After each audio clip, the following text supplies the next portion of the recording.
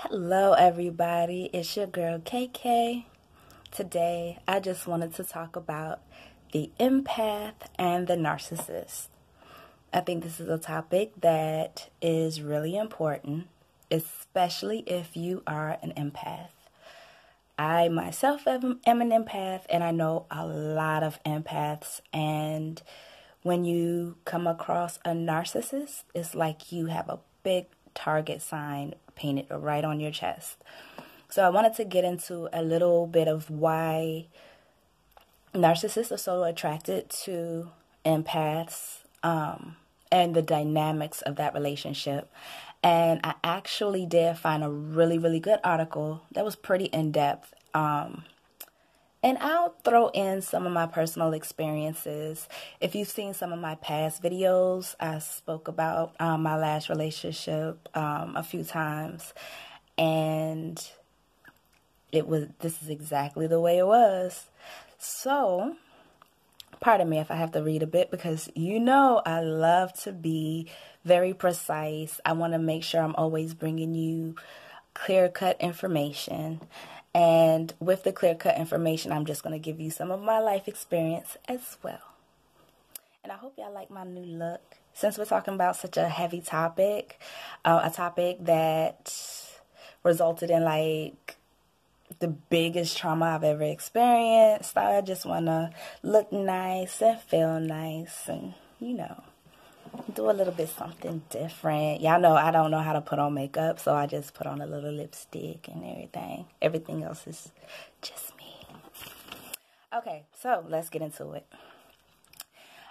Okay, so empaths and narcissists are often drawn to each other. This is because empaths have a lot of compassion and understanding to give, while narcissists thrive on someone worshiping them.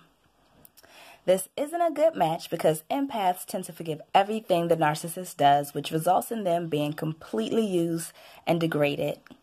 The narcissist creates more and more, while the narcissist creates more and more chaos.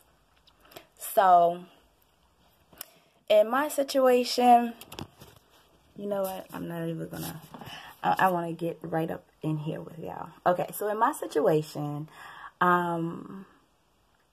I would always do everything I possibly could to show how loyal I was, how I would always forgive everything. I would give like really big gifts, and I would not only help him out, but help his family out, just to show that like I got your back, like no matter what. I'm just here to support you and love you and all of that good stuff. Okay, so narcissists are attracted to people they will get the greatest use from. Often this means they target and pursue empaths. Now, empaths are the opposite of narcissists. While people with narcissistic personality disorder have no empathy and thrive on the need for admiration. Where was I? My bad. I'm sorry, y'all. Y'all know I wear glasses and I don't have my glasses on. Okay. They have no empathy and thrive on the need for admiration. Empaths are highly sensitive and in tune with other people's emotions. So anytime he would like get an attitude or get upset about something, I'd be like, "Are you okay?" "No, I'm good. You sure you you sure you okay?" And then from there, a big argument would start. All because I was just trying to look out and if there was anything okay, see if there was anything that I could do to make it better. But it would end up in an argument. "I told you I'm okay." So yeah, we got to be very careful with that, y'all. Empaths are emotional sponges who can absorb feelings from other people very easily. This is what makes them so attractive to narcissists, because they see someone who will fulfill their every need in a selfless way, which is extremely true. As an empath, my fellow empaths, If there's somebody in need, you're going to do everything that you could possibly do to satisfy that need. And you really don't need or ask for anything back in return. That's just the way we are. Narcissists, they tend to just want and want and want and want, but they don't give anything back. Not even, well, in my situation, not even love. Not even the loyalty that I gave. Not even respect. Okay. So, what narcissists see in empaths is a given, loving person who is going to try to be devoted to you and love you and listen to you. Empaths are attracted to narcissists because narcissists presents a false self where they can seem charming, intelligent, and even giving. That is, until you don't do things their way, then they get cold, withholding, and punishing.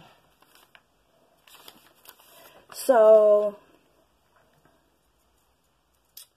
in my situation, in the beginning, I did see some things that wasn't entirely good, but I was like, okay, so it's new, so maybe he doesn't feel committed to me as of yet. I'm going to give him the benefit of the doubt. But by the time the really big things started happening, I was in too deep. So it can happen that way. Absolutely. Okay. So in the article, they spoke with a psychiatrist named Judith Orloff. She is an author of the book called The Empath Survival Guide. So I might want to take a look at that book. Because she seems to know quite a bit.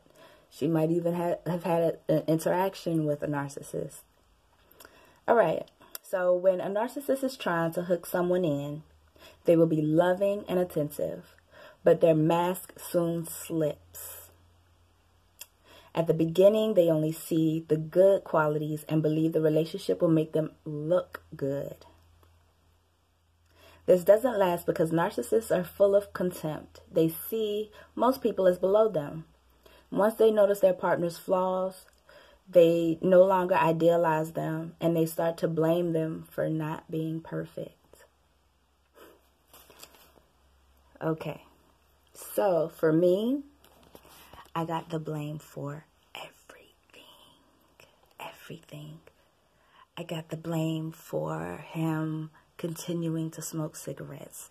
I got the blame for everything you can possibly think of. I got the blame for. I'm sorry, y'all. I'm shaking the camera. I'm sorry. I got the blame for absolutely everything.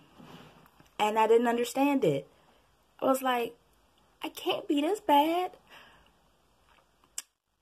One thing that I didn't see in this article that was actually done to me was lies were told about me to both sides of the family. My family and his family behind my back. So his family thought that I was just some shrew that was always cussing him out and saying horrible things to him, and even though that really wasn't the case, like I always made sure he had like insurance, made sure he was good, made sure he was happy, made sure he had everything he needed. And he told my parents that like I wouldn't clean up the house and I was lazy, even though I'm like kind of OCD. So it brings me joy to clean up. Like I turn on some music. I start dancing around the house while I'm cleaning. I love to cook. And I showed y'all some of the stuff that I cook. So yes, I absolutely cook and I clean and I do it joyfully. Like those are things that I enjoy. They relax me. They make me happy. And at the end of it, I'm extra happy because everything's clean and it just makes me feel freer. So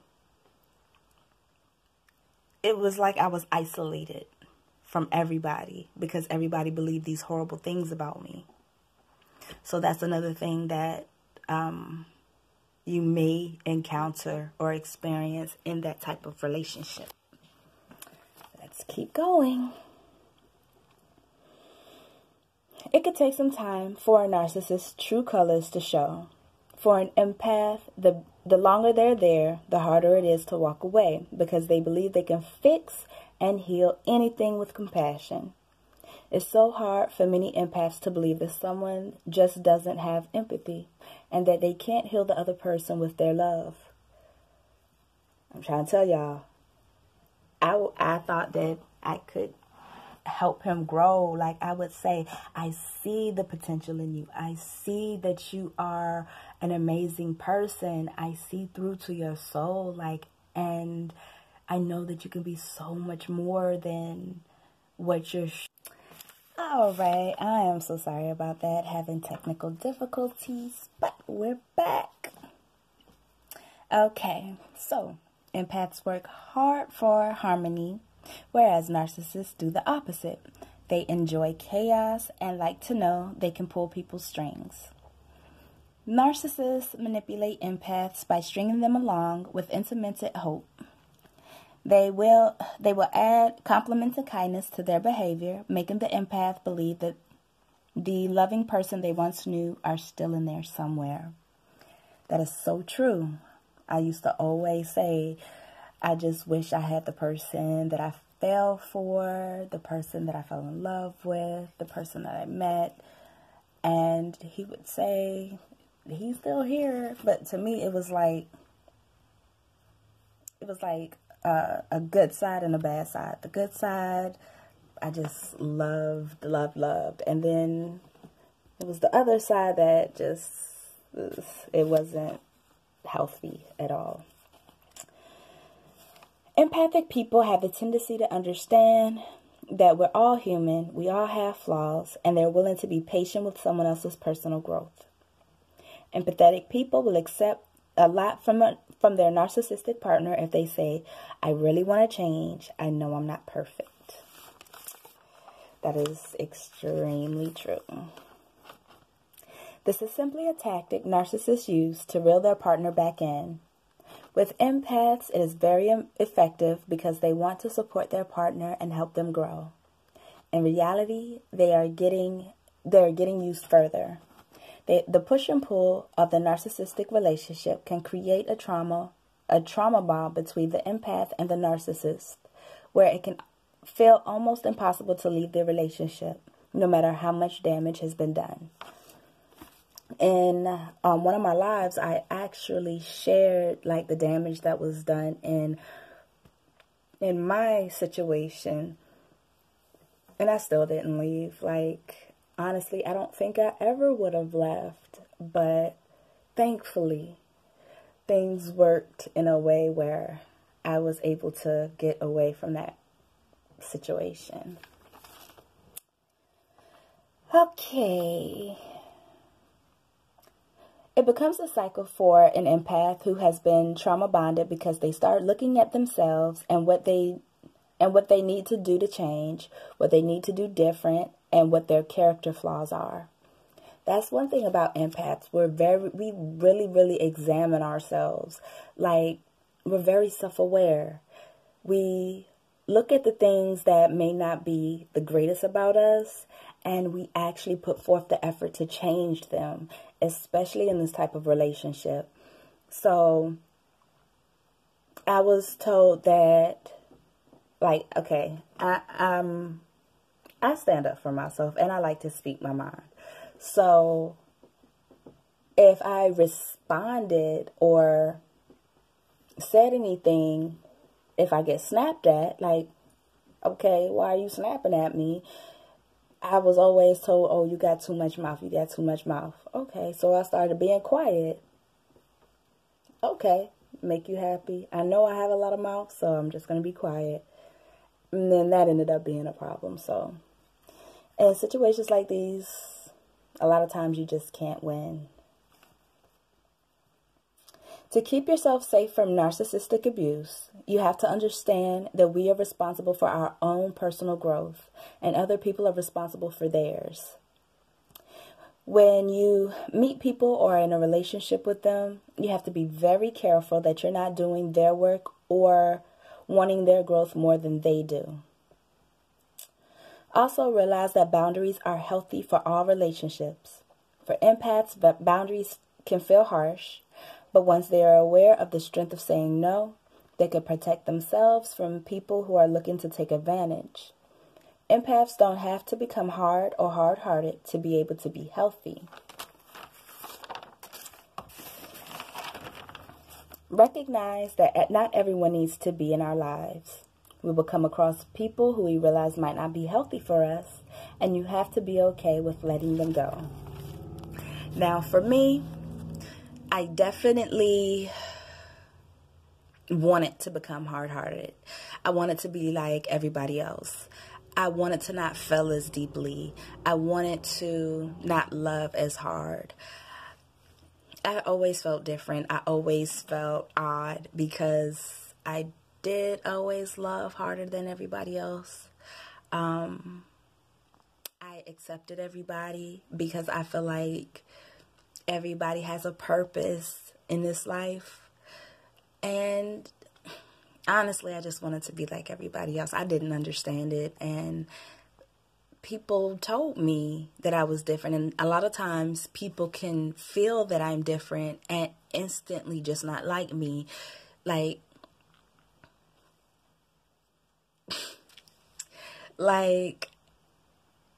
when in my situation, when he would go back and tell his family lies about me, they would believe it because when they met me, they felt that I was different.